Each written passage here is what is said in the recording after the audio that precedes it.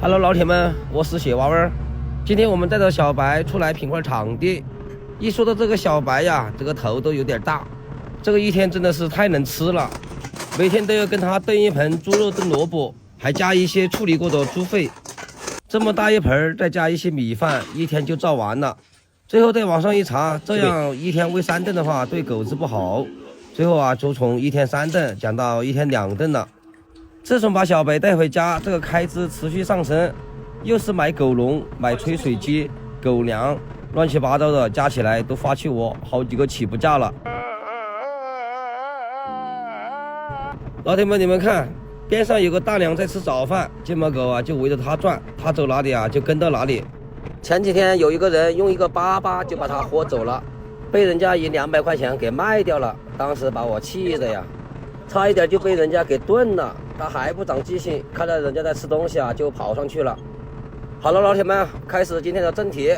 今天我们主要的是来品2个场地，场地里面有多的泥巴要拉出去，然后啊，车子要在这个地方掉头，为了防止把这个路压坏，然后就让我们在边上挖一点泥巴给它保一下。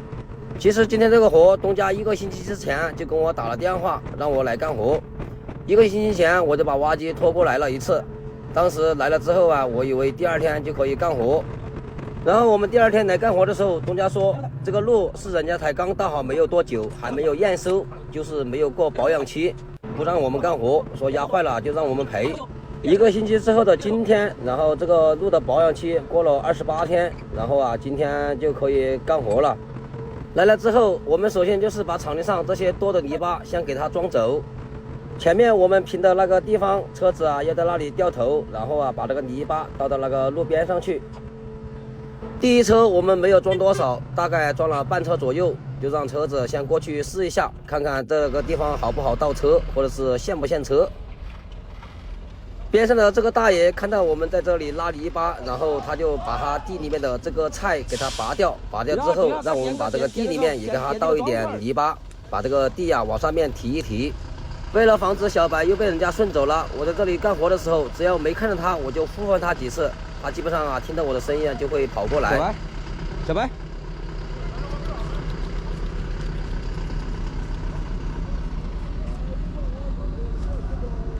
你踩我脚了，你踩我脚了。2个车了呀？踩我脚了，踩我脚了。1个车了。时间来到了9、10点多钟，这个时候太阳出来了。早上我们来的时候啊，这个雾茫茫的，雾特别的大，拍的视频都不是很清楚。这个太阳一出来之后，这个视频的效果就出来了。这个边上有座魂，东家早上特别交代了，这个地方就我们不要挖，就从这里给它清进去就可以了。边上的这一块呢就不管它了。其实前面的这一块都是东家的，包括边上的这个房子也是东家的，只是这个房子啊目前不拆。我们前面平的那一块是东家的地巴，然后这一块呢都是东家的以前的老屋基，但是这个房子啊已经拆了很多年了。本身最开始东家的意思啊就是把场地里面的这个砖块给它清到前面地巴里面，把它面起来，到时候啊车子好拉材料。但是当我们来到这个屋基里面看了之后，这个里面啊砖块基本上没有多少，基本上啊都是泥巴，还有一些生活垃圾。如果把这些渣子平到前面地巴里面去，基本上没有多大作用，而且又不是很美观。最后干脆就决定了，把这个渣子还是给它拉出去，不要了。前面那个场地里面还有好几车的泥巴没有拉，那个泥巴我们留到最后再去拉，那个泥巴还要用。当我们把这个渣子拉出去之后，再把那个泥巴呀面到这个渣子上面，到时候上面啊还可以种庄稼。其实我最开始的打算呢，就是先把那个渣子给它拉走，拉走了之后啊，再去拉泥巴，这样啊就把这个渣子全部面到地下去了。但是东家想把这些渣子啊面到前面场地里面去。老铁们，你们看这个渣子里面呢，基本上都是泥巴，还有一些生活垃圾，砖块啊其实很少。如果说面在这个场地里面呢，基本上作用不是很大。前面我们拉了几车土之后，车子到不了了，我们就把挖机开到道场去，把这个道场啊给它收一下。我们在过来的时候就顺便带了2块条石过来。这个路外面的这块地其实不是东家的，是东家跟人家邻居商量了一下，说把这个渣子给它倒到下面，然后啊我们搞完了再把这个上面啊给它收一收，它照样啊还可以种地。刚开始谈的呀，也就是先把这些砖块渣子给它搞到下面，然后表面上啊再倒泥巴。后面才发现这个砖块面在场地里面作用不是很大，就干脆又把这个砖块拉到这里来倒。之前我们就不应该先拉泥巴的，但是我们那里留了很多土，土基本上是够的。反正这个活干完了，我们表面上要跟它盖一层泥巴，到时候人家还可以继续种庄稼。边上大爷这个地里面的泥巴也倒满了，我们顺便把这个地里面的泥巴也给它收一收，给它收平。这个边上还有一块菜地，刚开始我以为这块菜地也是大爷的，我就跟大爷说干脆把这个地全部填平。然后大爷说这块地不是他家的，那就没法了，我们就把大爷的这块地给他填平。如果说边上那个也可以填的话，基本上拉的泥巴就不需要往外面倒了，就全部倒到这里就够了。这个大爷年纪也挺大的，我们在收这块地的时候给他收细一点，收好一点，把表面上的这个石头尽量给他收走。收平了之后大爷就可以直接在上面种菜了。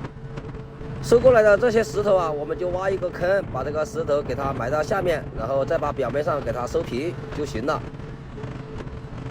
稻场平完了，然后我们又把挖机开到屋场里面来。